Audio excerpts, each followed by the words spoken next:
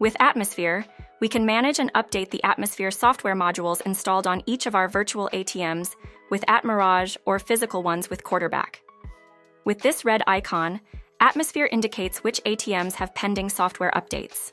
With this button, View Available Software, we can see the versions of software installed on each ATM and the available version from the server. This way, when a new version of the ATM or Atmirage service providers is released, it can be automatically downloaded from this menu. Additionally, for newly installed ATMs, only the ATM needs to be installed initially, as subsequent software components, including drivers and specific application components, can be downloaded from the Atmosphere interface. By clicking this button, Update, we will see that all the selected ATMs will enter an updating state, indicated by yellow color. At this point, each ATM will update all necessary Atmosphere software modules.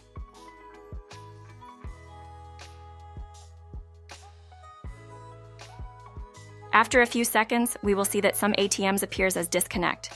This is because they are updating the Atmirage software itself.